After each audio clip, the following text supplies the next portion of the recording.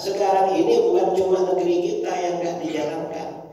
Hatta Saudi Arabia dah keluar dari syariat Islam sejak masanya putra mahkota MBS. Bismillahirrahmanirrahim. Imam Hussein Asyhadu an la ilaha illallah wahdahu la syarika lahu wa asyhadu anna sayyidana Muhammadan abduhu wa rasuluh. Allahumma shalli ala sayyidina Muhammadin tibbil qulubi wa dawaiha wa afiyatil abdani wa shifaiha wa nuril absari wa ضيائها وقود الأرواح وإمالها وعلى آله وصحبه وبارك وسلم. أما بعد. Ustaz, para tuan guru, para budak yang saya muliakan dan saya hormati, jajaran pengurus PKM Masjid Raya Al-Furqan yang juga saya hormati, para tokoh masyarakat, juga para jamaah kaum muslimin dan muslimat, jamaah syukur Masjid Raya Al-Furqan yang juga saya hormati. Alhamdulillah, bersyukur kepada Allah Subhanahu wa Ta'ala kali ini dan saya menunaikan sholat berjamaah bersama, lalu dilanjutkan dengan kajian subuh.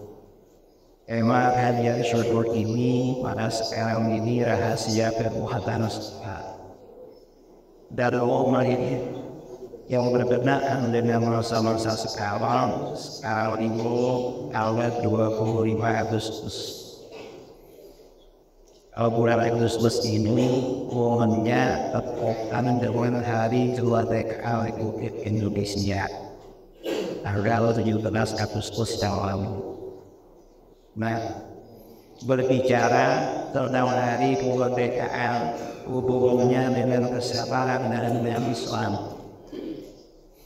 Indonesia ini merdeka, kemudian berdiri yang namanya Negara Kesatuan Republik Indonesia. Perlu kita tahu bahwa kemerdekaan kita ini bukan sekias dari Jepang, bukan sekias dari Belanda, tetapi selain ini merupakan sebenarnya Allah. Makanya di buku 45 itu disebutkan dengan rahmat Allah. Tetapi juga kemerdekaan ini juga hasil berdarah para pejuang kita, perjuangan para pejuang kita. Lalu apa hubungannya para pejuang dengan umat Islam itu apa? Kalau ada pertanyaan di negeri kita ini, agama yang diakui ada di mana? Sekarang agama dari iman agama itu kira-kira umat mana yang berperan penting dalam perjuangan kemerdekaan? Yang jelas jawaban kita 99,99% perjuangan kita adalah umat Kristus. Jadi para pejuang kemerdekaan itu umat Islam. Dasarnya apa? Kalau aku percaya menurut saya silakan dilakukan sensus. Sensusnya di mana?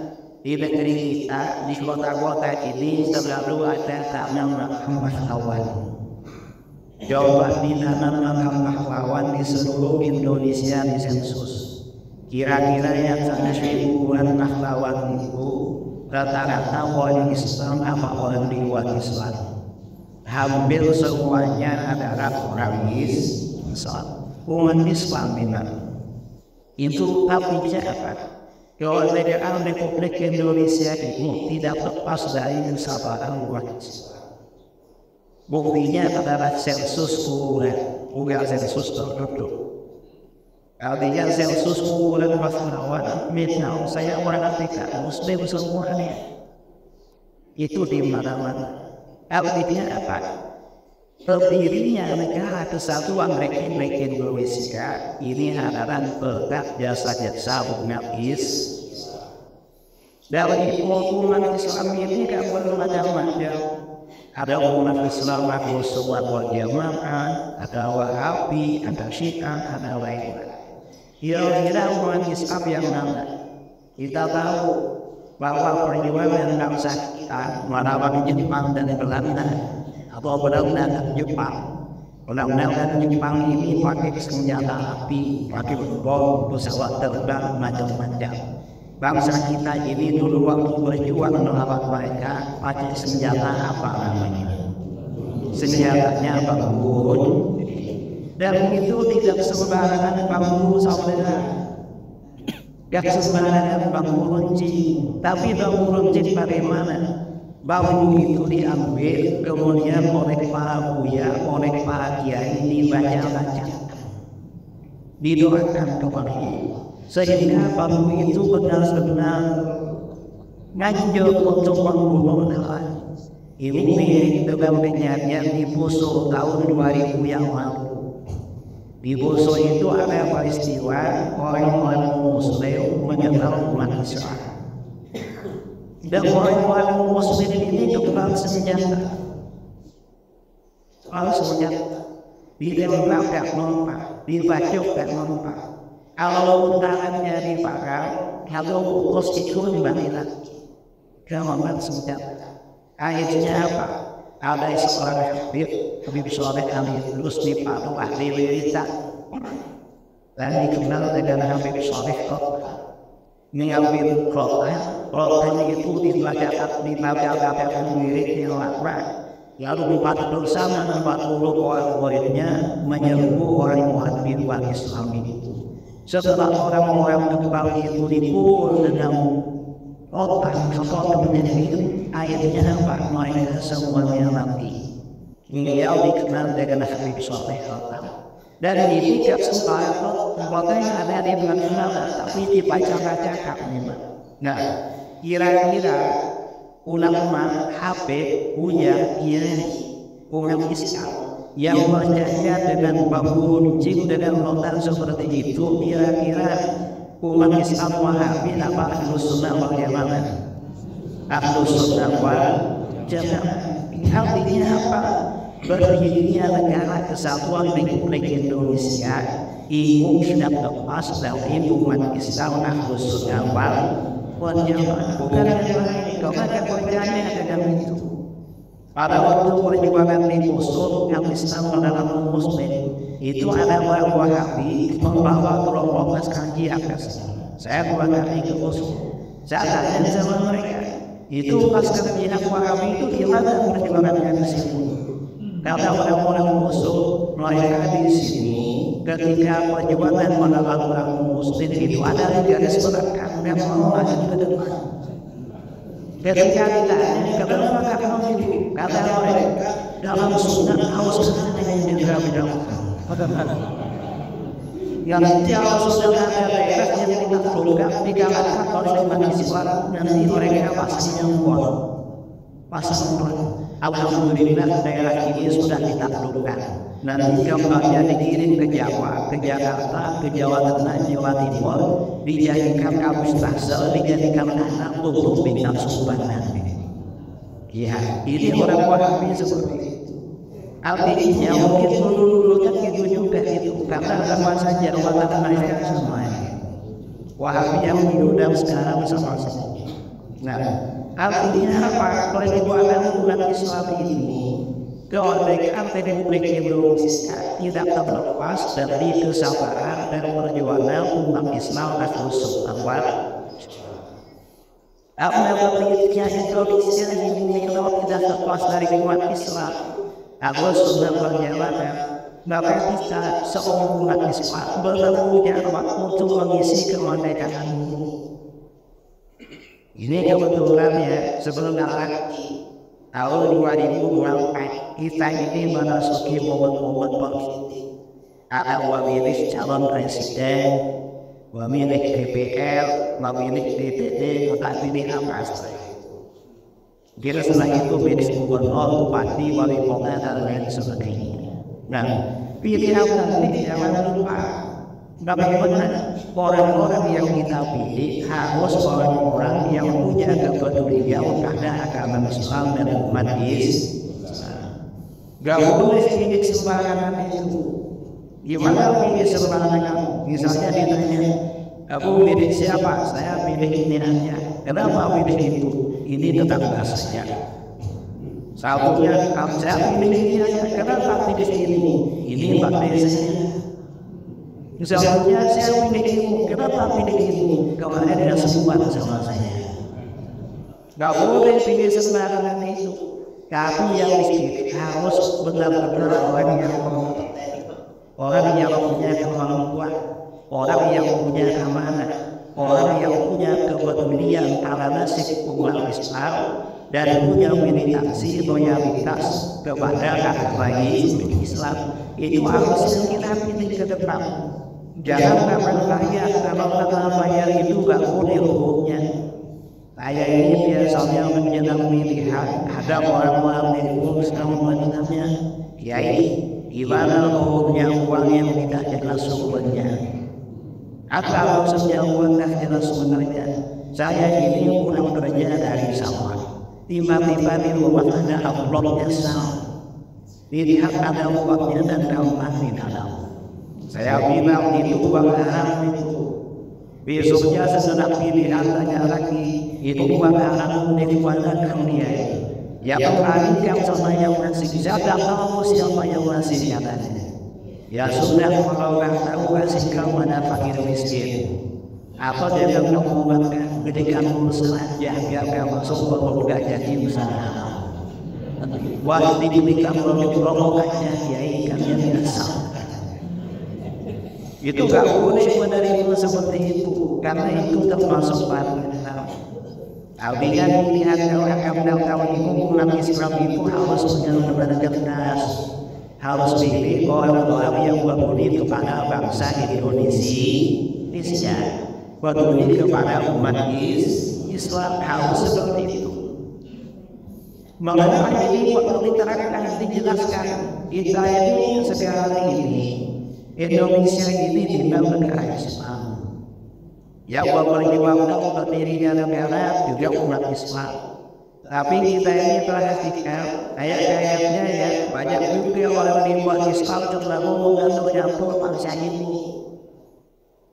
Udah ada yang bilang, karena posisi umat Islam anak kawan dengan mereka itu gak boleh seperti itu. Harus proporsional. Makanya umat Islam itu harus menang mereka, tidak akan segera.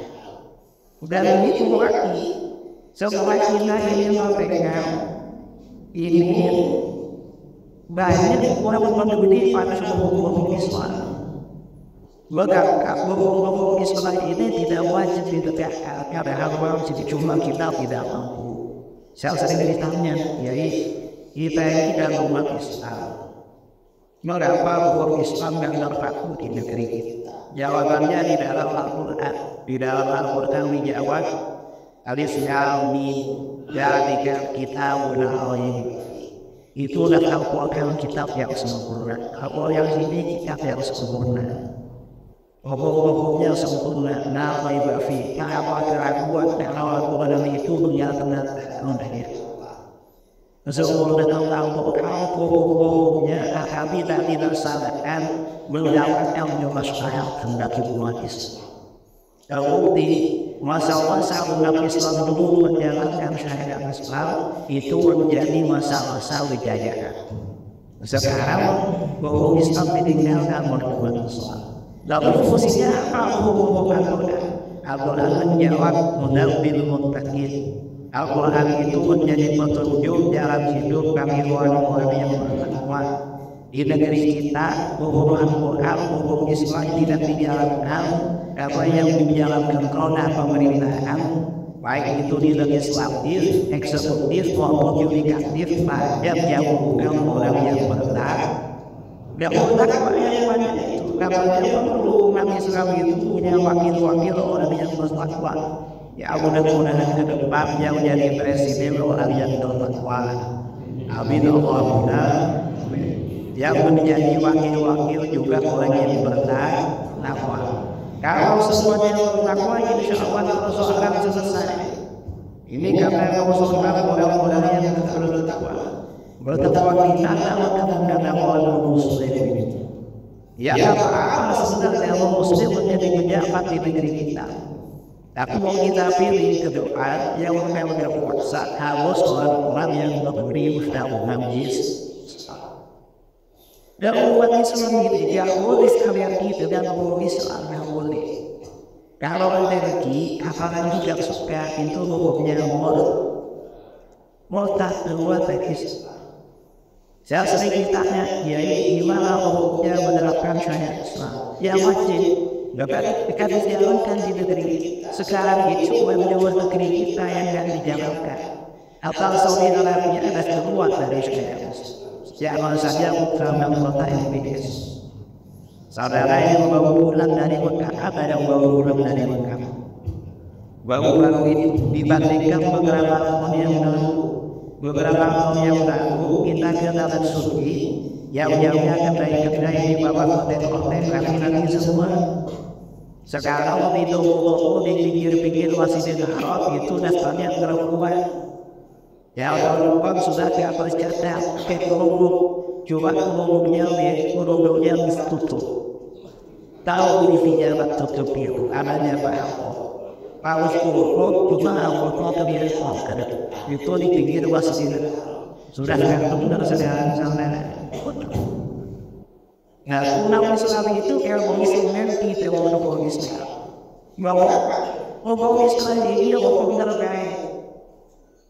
Dan Islam itu orangnya bekal yang jauh segala yang urusan apa saja yang tidak tersentuh orang Islam, yang tidak ada yang undang-undang Islam, semuanya ada. Mulai dari kita ini masuk WC, masuk kamar mandi, ada nggak aturannya mulai masuk WC? Ada. Kaki yang masuk pertama kali kaki mana kalau masuk WC kamar mandi? Kaki kiri. Malah terpikir kiri kanan yang masuk dulu pernah. Mudah-mudahan tak pikir apa yang kepada pipis langsung melompatnya dalam makanan ini. Terus dan sebelum menamiskan kaki masuk ke dalam kanannya harus baca doa. Gimana doanya? Allahumma inni a'udzu bika minal khubuthi wal khaba'ith. Ya Allah, aku berlindung kepadamu dari syaitan laki-laki dan syaitan perempuan. Ternyata syaitan ada yang laki-laki ada yang perempuan. Mengapa berlindung dari syaitan? Karena itu tempatnya syaitan memang. Tempat Allah itu tempatnya syaitan. Ada kita bagaimana di situ. Ada kita berdoa kepada Allah. Setelah tidak mau WC, tidak mau mandi, kita berzikir cuma zikirnya murni. Kalau zikir di saat tidak boleh, misalnya sampai dibaca Fatihah sendiri, sehingga boleh itu ada waktu hero, ada waktu tertentu.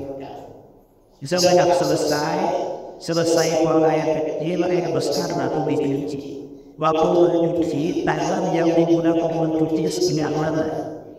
Sebelah kiri ini aturan dalam Islam. Setelah selesai mencuci, lalu melihat atau berwudu kemudian keluar. Kaki yang dilapaskan pertama ini sebelah mana? Kaki kanan sambil dibaca doa Ghufranak. Kami mohon ampunanmu ya Allah. Lalu bersyukur pada Allah. Alhamdulillahi azhaba anni al-hamza wa afani. Segala puji bagi Allah yang telah menghilangkan kotoran dariku dan memberikan kesehatan kesembuhan kepadaku. Itu kekuatan fisik. Beda dengan masuk masjid. Kalau masuk masjid kaki jangan kotoran pakai di atas sebelah mana? Sebelah kanan. Lalu bagaimana?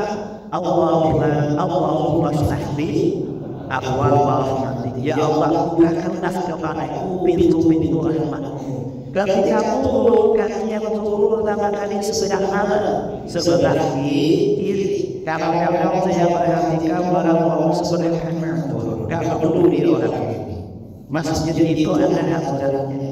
Lalu bapaknya doa, Allahumma inni as'aluka min fadlika al-'azim. Ya Allah, sesungguhnya aku memohon kepadamu dari anugerahmu yang itu bermasjid. Mengapa kemudahan gerak?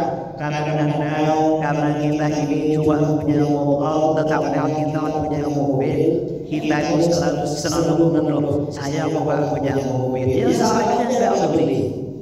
Kalau dia mau tidak punya uangnya sudah.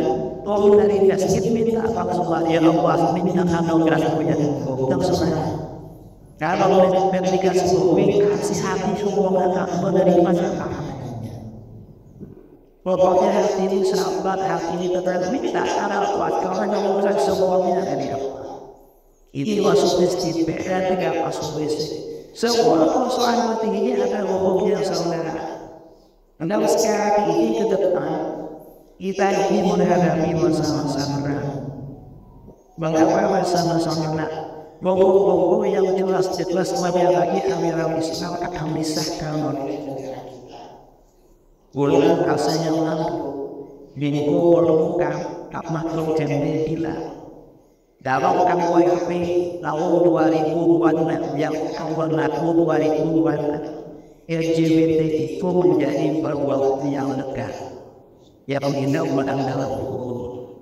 Jadi kalau ada laki-laki ngumpul kesini sesama laki-laki dan dalam hukum. Mengatakan itu kalau sangat diutuk di dalam soal. Ingat kaumnya Nabi Lut. Kaumnya Nabi Lut dihancurkan oleh Allah. Allah mengirimkan api yang berisi kasir itu karena oleh kelompok kayu mati semua laki-laki. Ini tahu bagi hukum dan kamu disahkan itu melesaikan LGBT. Maka yang begini berlaku begini ramai ini menentangkan kaum Sabda Rasulullah sallallahu alaihi wasallam di riwayat Imam Tabrani, "Idza fa'alat ummati khamsan hadhihi muddaman." Apabila umatku melakukan 5 perkara maka kehancuran bulan yang baik. Maksudnya perkara idza wafi muttaqin. Apabila muncul di antara mereka sering melakukan saling laki-laki menjelek-jelekkan, mendoakan keburukan sejarah tertentu. Ini hanya umat Islam. Umat Islam tak boleh saling menjelek-jelekan, saling laki-laki, saling mendoakan menjelekkan yang boleh. Harus mendoakan ampunan sesuatu mendoakan kebaikan. Ini sebentar lagi tahun 2024 memasuki momen-momen politik. Biasanya jurkam-jurkam kelompok tertentu itu menjelek-jelekkan, memaki-maki pihak awal, menginginkan kelompoknya sendiri. Tak boleh seperti itu. Kawasan umat Islam tak boleh. Kamarnya saya mengajak kepada siapapun pilihan kamu, tak usah memaki-maki yang lain. Karena yang ini itu insya Allah baik. Contohnya bagaimana misalnya yang akan datang ini menurut suara yang mendengar sekarang Capres yang ada itu bakal ada 3 tahun sekarang. Cuma batinnya belum jelas betul. Menurut saya ketiga-tiga ini baik. Pokoknya ketiga-tiganya ini pilihan. Paling tidak pilihan parpol masing-masing. Betul. Ya cuma ya sama-sama pilihan. Saya sendiri kayaknya condong sama Pak Anies. Ya condong aja.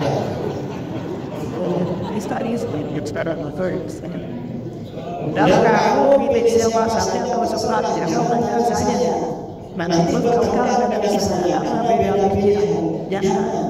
Kamu contohnya pilih sendiri. Ini namanya demokrasi. Ya kira-kira seperti itu aja. Tapi belum jelas ke depan ini siapa yang dalam pembangunan yang juga belum jelas masih tarik pada hari itu. Ya kira-kira seperti itu. Jadi yang berdoa karena orang menjadi biasanya orang dia ya orang akan mau karena pilihan capres bukti. Mengapa? Karena orangnya tak kabar dengan pantas karena orangnya nanti dihidupkan sendiri. Ya kalau orang dia orang pasti layan Allah saya menjadi menteri kalau pilihan benar kalau ada paling jauh yang tak budi yang jaga tetap jaga betul kira jadi pejabat makanya saya aja itu. Pilih yang usah di hati, yang gak usah dipilih gitu aja. Gak usah berdoa.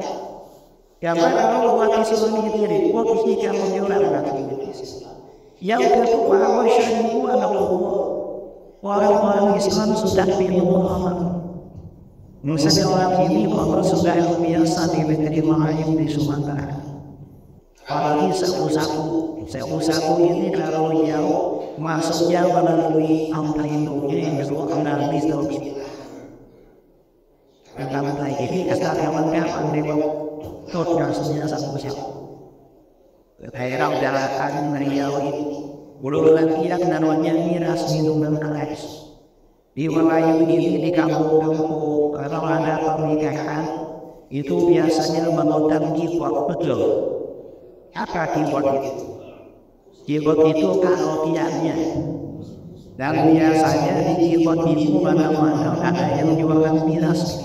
Saya dengar dari mana-mana kampung ada begitu. Betul. Kemudian di dalam hadis ini dikatakan juga Allah yang ketiga mereka membuat biduan penyakit berumat betul. Dan biasanya kalau hajatan orang-orang Melayu di kampung-kampung mungkin di kota saja membuat penyakit karaoke betul. Ada penyakit karaoke ada. Mengapa membuat penyakit karaoke biar kamunya lama? Dan kami yang menjadi ini semakin mahal, mestinya semakin mahal dan semakin dingin, makanya dia semakin tertutup pakai jilbab. Malah semakin mahal, semakin terbuka pakaiannya, semakin panas. Ini kacau saudara. Dan ini kita, karenanya perlu dibangun kesadaran beragama. Masyarakat ini diajak kembali pada agama, diajak kajian di masjid raya Al-Furqan. Biar menjadi saudara beragama. Kemudian yang keempat dan kelima, kata-kata kejujuran yang besar, wa'ala khamriya bijak, wa'nisa bijak. Kalau laki-laki rasa cukup sesama laki-laki, gak perlu cari perempuan. Yang perempuan juga merasa cukup dengan sesama perempuan, gak perlu cari laki-laki. Kira-kira kalau laki-laki orang itu kawin, tujuannya kawin kan biar punya anak itu. Kalau orang punya anak sekali, kamu sadar tidak ada beliau, betul? Gak kawin tapi punya anak, loh. Ini semua ada dananya, pernah ada yang kawin dan kakaknya. Ayam itu ada beliau, ada ayam bertelur 12. Nanti tidak lagi, aku yang mengelas. Yang punya ayam ini, ayam menjantaknya sudah disembelih sama lemunya. Nanti ada ayamnya, ada ayam jantak. Setelah anak ayamnya berkokok dan bisa menjadi menjantak, kira-kira induknya dinaiki apa enggak? Induknya dinaiki juga. Dan nanti saudara-saudaramu dinaiki juga bersama-sama ini. Kalau tidak dapat, kalau ada orang terlalu punya anak dan mengikat berarti ikut belajarnya ada yang ikut belajarnya di negeri kita. Apa saja yang kami ini, yang bersama anaknya orang, kemudian itu ada kemudiannya. Ini kalau orang meninggalkan seperti ini, dan orang yang meninggal nanti perempuan. Kalau laki sama laki-laki, kira-kira punya itu kamu enggak? Kamu punya ya? Atau perempuan sama perempuan kawin? Ada juga kawin, kawin ada. Tapi itu perlu dipecah kita. Jangan dikira di sini enggak ada. Saya yang tulis data-data yang dimiliki tiap provinsi itu jumlahnya ratusan ribu. Tapi provinsi di Jawa, entah kalau di Sumatera. Karena di Jawa ini satu provinsi rakyatnya 50 juta. Di Jawa Timur kira-kira 40 juta. Kalau di Sumatera kan satu provinsi 3 juta. Makanya calon presiden harus benar di Jawa. Kalau cuma Sumatera benar di Jawa hasil masih. Kira-kira begini. Makanya ustaz-ustaz itu banyak kampanye di Jawa ini. Ya benar, tapi gak boleh kita sikap kampanye. Gak boleh. Nah, ini artinya apa? Ini sudah tanda anjuran umat Islam sekarang. Ini mau ditegakkan. Kalau ada kampus di DPR, padahal DPR-nya banyak umat Islam menerima seperti itu. Ya mungkin dapat sesuatu itu. Ya mungkin dapat amplop juga. Saudara ini memilih DPR jangan karena amplop. Kalian biar amplopnya cuma 100.000, betul? 200. Ada yang pilihan kemarin menerima amplop, ada. Kalau di Jawa itu banyak amplop nyasar itu. Ada yang menerima amplop pilihan kemarin. Tidak ada ya. Ibu-ibu ada yang dapat amplop. Hah? Kalau di masjid ya ada, mungkin di rumah masing-masing mungkin bagian amplopnya itu. Kadang-kadang nggak dapat amplop, kelompok muslimatan dapat seragam jilbab dari calon tertentu, betul? Ada yang dapat jilbab, nggak boleh dapat itu. Itu barang haram saudara. Kita ini pilih yang bagus. Kalau ada orang ngasih, jangan kasih sekarang. Saya haram menerima yang kamu kasih karena riswah soko. Nanti setelah jadi ngasih yang banyak.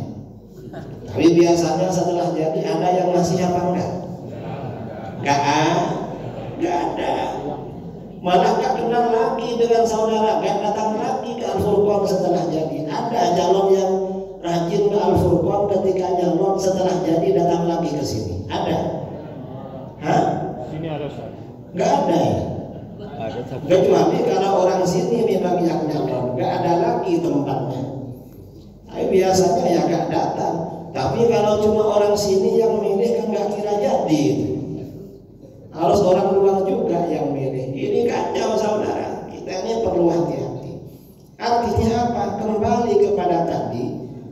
Siapapun yang kita pilih harus orang yang peduli pada agama Islam dan peduli kepada umat Islam, peduli juga pada hukum Islam. Jangan yang nggak peduli pada hukum Islam, apalagi yang alergi pada agama Islam, itu jangan kita pilih. Ini hanya bikin telinga kita sakit. Kita ini sakit hati mendengar orang-orang yang nggak suka Islam berkeliaran di medsos itu. Entah siapa yang ngasih uang mereka, yang ngasih panggung mereka bisa ngomong di mana-mana. Karena sekarang ini ada yang seperti itu. Ini pentingnya umat Islam ini membangun kesabaran. Kesabaran berpolitik, kesabaran beragama, kesabaran memilih. Kenapa? Kalau nggak sabar kita dibeli sama orang. Ya jangankan sampean lah. Saya ini yang kiai ceramah kemana-mana kadang ditawari juga. Dan mungkin lebih banyak saya dapatnya kalau dapat itu daripada sampean. Sampean paling cuma 100.000. Entah kalau saya berapa itu. Lebih banyak lagi itu kalau orang mau ngasih itu. Ya hati-hati, walaupun kiai juga perlu sabar agar gak dapat uang-uang gak jelas, uang-uang nyasar seperti itu. Ini memang perlu dan memang mau disogok-sogok sama orang sudah lama kadang-kadang gitu. Nah, kita ini pergi aja gak peduli. Ini masalah pentingnya kita ini punya kepedulian pada hukum Islam.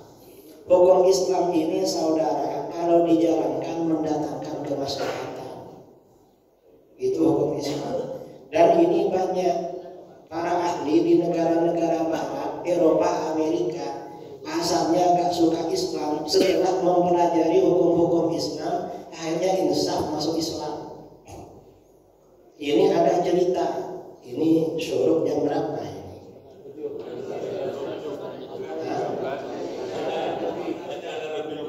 Menunggu setengah jam lagi. Karena ini kan bukan hari libur, kan hari kerja ini. Kalau hari kerja biasanya dimarahi sama alarm itu. Nah, kalau ini yang pensiun ya, ada yang kerja nanti pulang duluan nggak apa-apa. Yang nggak kerja di sini aja sama saya. Biasanya kalau perumahan lama, karena penduduknya rata-rata pensiun, itu betah di masjid. Mengapa? Sampai rumah suntuk gak punya kerjaan. Saya sering ngisi masjid-masjid di Malaysia itu. Habis acara masih ngajak duduk-duduk. Mereka orang-orang pensiun memang, di rumah sumpah gitu. Akhirnya mau di masjid saja, penceramahnya suruh berlama-lama itu. Karena pulang sampai di rumah cucunya dah berangkat sekolah, dia mau tidur gak bisa, makanya berlama-lama di masjid. Nah, ini cerita saudara ya, banyak pakar-pakar di negara barat itu setelah meneliti ajaran Islam akhirnya masuk Islam.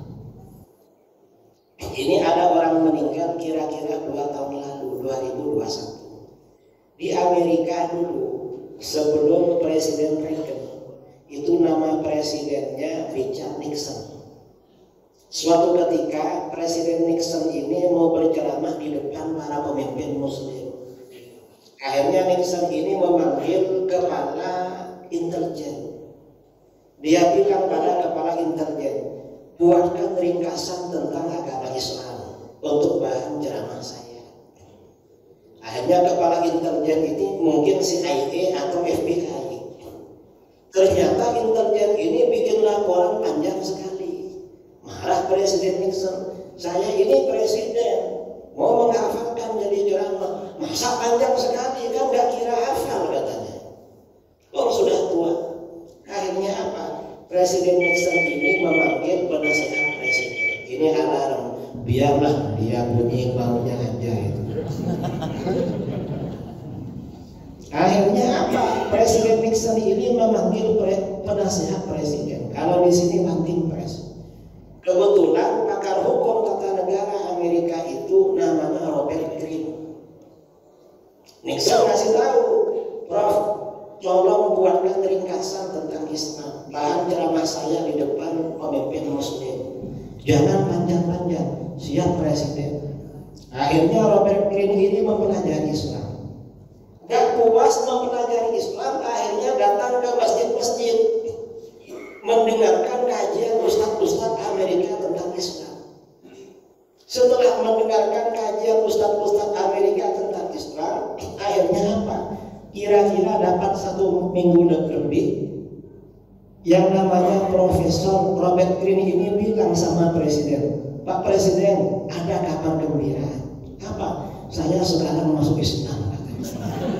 Jadi penasihatnya masuk Islam dan masuk surat kabar Amerika. Amerika heboh waktu itu.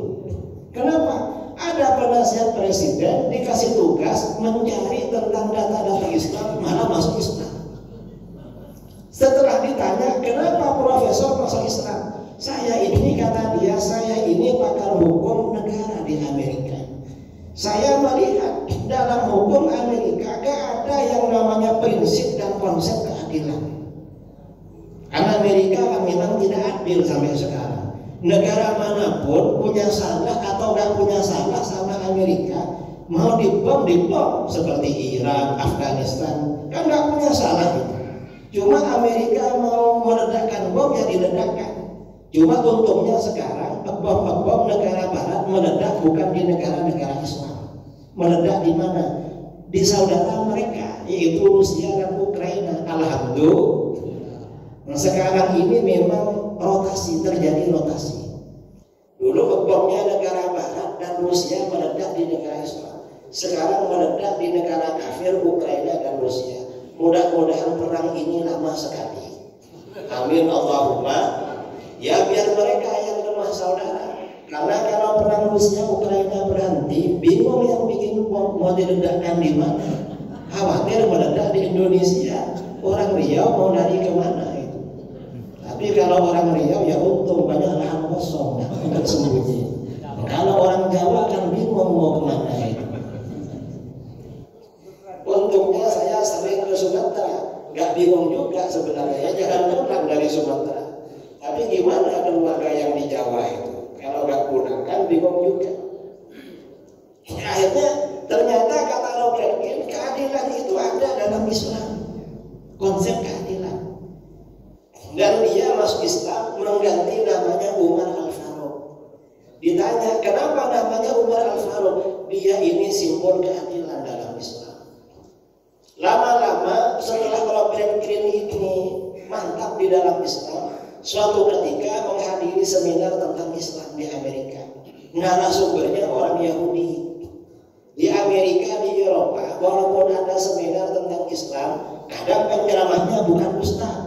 Saya ini pernah tinggal di Inggris, seminar tentang Islam, penceramahnya Yahudi sama Kristen. Dan penceramah Yahudi ini menjelek-jelekan Islam. Kebetulan dia juga pakar hukum tata negara. Selesai ceramah, Profesor Yahudi sama Robert Greene dihampiri. Prof, siap Prof. Robert Greene ini seniornya. Ditanya sama dia, kamu ceramahnya tadi berapi-api dan tidak suka pada Islam. Iya katanya, saya Yahudi. Saya mau tanya sama kamu, undang-undang tentang warisan di Amerika, dalam undang-undang Amerika yang menerangkan rumusan tentang warisan, undang-undangnya bukunya berapa juz? Kata Profesor Yahudi, undang-undang Amerika tentang warisan bukunya itu lebih 8 jilid. Bayangkan saudara ada buku undang-undang 8 jilid. Kira-kira saudara mau baca apa enggak? Kan enggak mau kan? Kalau lihat dah banyak pusing langsung ngantuk dah. Belum baca. Ini banyak sekali belum baca. 8 jilid lebih katanya. Akhirnya kata Robert Greene, kata Al-Faruq ini, kalau profesor saya kasih rumusan di dalam Al-Quran. Di dalam Al-Quran, rumusan hukum warisan itu tidak lebih dari 10 baris ayatnya. Kira-kira saudara percaya enggak pada Islam? Mana? Akhirnya oleh Robert Greene dikasih rumusan warisan dalam surah An-Nisa. Gak sampai 10 baris ayatnya. Coba profesor pelajari, siap katanya. Dia pulang mempelajari ayat warisan dalam surah An-Nisa. Dapat 1 minggu, Profesor Yahudi ini menemui Robert Greene. Apa kata dia? Prof, kabar gembira katanya. Apa? Saya sekarang masuk Islam. Kenapa masuk Islam? Ya gara-gara ayat warisan ini. Nah, apa hubungannya? Kata Yahudi yang masuk Islam ini gak mungkin buatan manusia. Mengapa? Ini gak sampai 10 baris, tapi semua ahli waris tercakup dalam rumusan ini. Dan ini benar-benar adil, benar-benar tepat. Ini undang-undang Amerika yang 8 jilid lebih kalah dengan ini. Ini pasti bukan buatan manusia. Karenanya saya masuk Islam katanya. Ini orang-orang Barat saudara. Orang-orang Barat yang Yahudi, yang Kristen, kadang ateis, itu kan banyak pakar-pakar. Setelah meneliti hukum Islam, akhirnya masuk Islam. Sementara saudara-saudara kita yang Muslim di Indonesia kadang alergi dengan hukum Islam. Itu ada orang Islam di Jakarta, asalnya dari Padang. Ada yang dari Padang? Ada. Dulu menjelang musim haji biasanya ngomong dia di surat kabar, gak perlu orang Indonesia haji ke Mekah, buang-buang aja katanya. Kata dia. Nanti ada apa ngomong lagi. Setelah diteliti kan, loh ini orang Padang yang ngomong begitu. Di Indonesia ini kadang-kadang yang bikin gaduh di Jakarta orang Padang. Kemudian ya orang Jawa yang ada. Saya pikir yang bikin gaduh di Jakarta orang Jawa semua saudara. Ternyata kadang orang Sumatera juga gitu. Ini gak percaya sama hukum Islam. Sementara orang-orang yang memang nenek moyangnya Yahudi, Kristen malah percaya sama Islam. Ini anaknya orang Padang kan berarti anaknya orang Islam itu. Malah alergi dengan hukum Islam. Kan kacau negeri kita ini. Ini hukum Islam. Karenanya ya saudara ini kalau punya anak waktunya masa-masa belajar, masukkan ke pesantren. Jangan disekolahkan semua anaknya. Nanti jadi seperti orang Padang gitu. Paling enggak ya seperti Ustadz Sambiar, Ustadz Zulhadri Rais. Nanti jadi seperti Ustadz Abdul Somad, Ustadz Hanafi, Ustadz siapa lah. Paling enggak jadi seperti itu. Artinya apa? Yang disampaikan bahan ceramahnya apa? Menyejukkan umat Islam. Jangan bikin panas itu. Dan ini nanti ada lagi yang ngomong, tak orang mana lagi. Ini kadang-kadang ya sekarang ini kadang bukan orang Padang, malah kadang anaknya Habib itu yang ngomong gak karu-karuan. Kadang istrinya kiai, anaknya kiai. Ya mungkin anaknya Buya ada juga itu. Yang di Jakarta ngomong gak karu-karuan sekarang itu, ngomong sembarangan. Mengapa? Ya karena gak ngerti pada hukum Islam. Sementara orang-orang yang di luar Islam mempelajari Islam, tumbuh kesadaran lalu masuk Islam. Dan ini banyak saudara yang sadar lalu masuk Islam. Karena saya ini pernah tinggal di Eropa, pernah tinggal di Inggris. Dulu waktu tinggal di Inggris, saya datang ke masjid sentral di London. Di sentral masjid di London itu hampir tiap hari 3 orang, 4 orang boleh datang bersyahadat masuk Islam. Sementara di Masjid Raya Al-Furqan kan gak tiap hari yang masuk Islam, gak tiap hari. Sudah berapa tahun ada orang masuk Islam di sini? Sudah lama gak ada ya. Ya mungkin orang sini dah Islam semua. Cuma yang orang di luar Islam, di luar gak diajak di sini. Perlu kalah sama masjid di London itu. Malah tiap hari orang masuk Islam itu. Nah, saya kira ini ya yang perlu saya sampaikan karena ini hari-hari kerja, mau berangkat kerja, saya gak perlu lama-lama. Ya mudah-mudahan bermanfaat. Amin Allahumma amin. Ya mudah-mudahan umat Islam diberi kesadaran berpolitik. Amin Allahumma. Mudah-mudahan dapat pemimpin yang soleh, dapat wakil-wakil yang soleh. Amin Allahumma. Saya kira itu perlu ada pertanyaan, nggak perlu? Silakan ya.